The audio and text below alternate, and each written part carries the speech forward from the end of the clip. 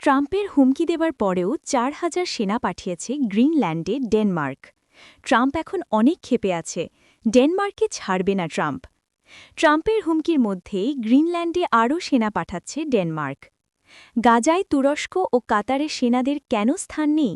Netanyahu. সিরিয়ায় কারাগার থেকে পালিয়েছেন প্রায় ১৫০০ বন্দী। তিলক পরায় হিন্দু ছাত্রকে বের করে দিল লন্ডনে স্কুল। দর্শক, এতক্ষণ শুনছিলেন সংবাদ শিরোনাম। এখন বিস্তারিত। আপনি যদি ইসরায়েলের ধ্বংস চান এবং মুসলিমদের পাশে থাকেন, তাহলে ভিডিওতে লাইক করে চ্যানেলটি অবশ্যই সাবস্ক্রাইব করে দিবেন এবং আপনার মূল্যবান মতামত অবশ্যই কমেন্টে লিখে জানিয়ে দিবেন। এখন বিস্তারিত।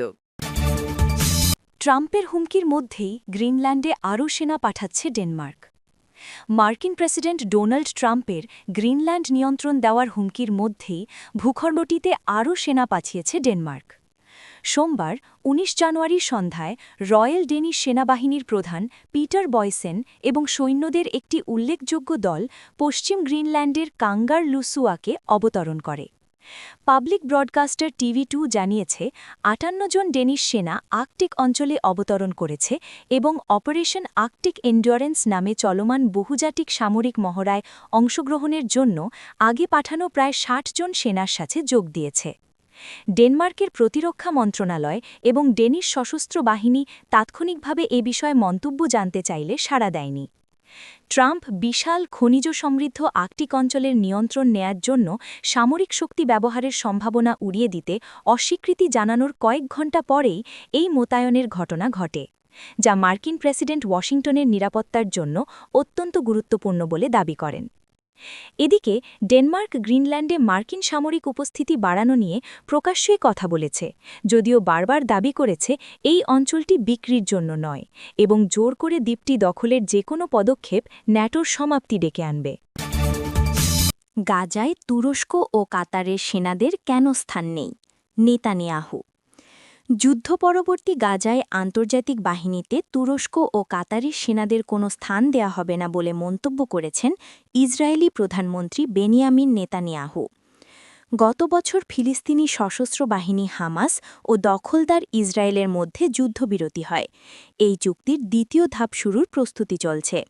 এর অংশ হিসেবে গাজায় একটি আন্তর্জাতিক স্থিতিশীলীকরণ বাহিনী মোতায়েন হবে, যেখানে বিভিন্ন দেশের সেনারা থাকবে। সোমবার ১৯ জানুয়ারি ইসরায়েলি সংসদ নেসেটে নেতানিয়াহু বলেন, গাজা উপত্যকায় আমরা ট্রাম্প পরিকল্পনার দ্বিতীয় ধাপে রয়েছি। দ্বিতীয় ধাপের একটি খুব সহজ মানে রয়েছে, হামাসকে নিরস্ত্র করা হবে এবং গাজাকে নিরস্ত্র করা হবে। আন্তর্জাতিক স্থিতিশীলতাকরণ বাহিনীতে কাতার ও তুরস্কের সেনাদের থাকতে দেয়া হবে না উল্লেখ করে নেতানিয়াহু বলেন, গাজায় তুরস্ক অথবা কাতারের কোনো সেনার স্থান হবে না। সিরিয়ায় কারাগার থেকে পালিয়েছেন প্রায় ১৫০০ বন্দী। সিরিয়ার স্বরাষ্ট্র মন্ত্রণালয় আজ মঙ্গলবার ২০ জানুয়ারি জানিয়েছে, দেশটির সাদ্দাদি কারাগার থেকে প্রায় ১২০ ইসলামিক স্টেট আইএস সদস্য পালিয়ে গেছেন। অন্যদিকে কুর্দি সংবাদমাধ্যম রুদাও কুর্দি নেতৃত্বাধীন সিরিয়ান ডেমোক্রেটিক ফোর্সের এসডিএফ এর মুখপাত্র ফরহাদ শামির বরাত দিয়ে দাবি করেছে, পালিয়ে যাওয়া বন্দীর সংখ্যা প্রায় ১৫০০। সিরীয় সেনাবাহিনী এক বিবৃতিতে অভিযোগ করেছে, এসডিএফ এই জঙ্গিদের মুক্তি দিয়েছে। উল্লেখ্য, কয়েকদিনের তীব্র লড়াইয়ের পর গত রোববার ১৮ জানুয়ারি এসডিএফ রাক্কা এবং দেইর আল জোর প্রদেশ থেকে নিজেদের সরিয়ে নিতে সম্মত হয়। এই এলাকাগুলো দীর্ঘদিন ধরে কুর্দি বাহিনীর নিয়ন্ত্রণে ছিল এবং এখানেই সিরিয়ার প্রধান তেলক্ষেত্রগুলো অবস্থিত। তিলক পরায় হিন্দু ছাত্রকে বের করে দিল লন্ডনের স্কুল। যুক্তরাজ্যের লন্ডনে কপালে ধর্মীয় প্রতীক তিলক পরার কারণে এক ৮ বছর বয়সী হিন্দু ছাত্রকে বৈষম্যের শিকার হতে হয়েছে বলে অভিযোগ উঠেছে। এই ঘটনার পরিপ্রেক্ষিতে শিশুটি শেষ পর্যন্ত স্কুল পরিবর্তন করতে বাধ্য হয়। ব্রিটিশ হিন্দু ও ভারতীয় সম্প্রদায়ের অধিকার রক্ষায় নিয়োজিত সংস্থা ইনসাইট ইউকে এই তথ্যটি সামনে এনেছে। অভিযোগ অনুযায়ী লন্ডনের ভিকার্স গ্রিন প্রাইমারি স্কুলের শিক্ষক ও কর্মীরা ওই শিশুকে তার ধর্মীয় বিশ্বাসের ব্যাখ্যা দিতে চাপ দেন। একটি নাবালক শিশুর কাছে এভাবে তার ধর্মের কৈফিয়ত চাওয়াকে অত্যন্ত অপেশাদার এবং অনুচিত বলে আখ্যা দিয়েছে ইনসাইট ইউকে।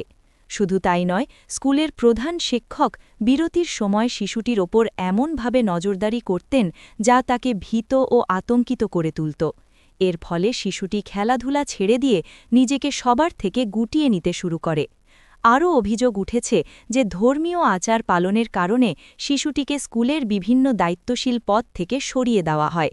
সংস্থাটি বলছে এটি সরাসরি ২০১০ সালের ব্রিটিশ সম অধিকার আইনের লঙ্ঘন, যেখানে ধর্মকে একটি সংরক্ষিত বৈশিষ্ট্য হিসেবে স্বীকৃতি দেওয়া হয়েছে।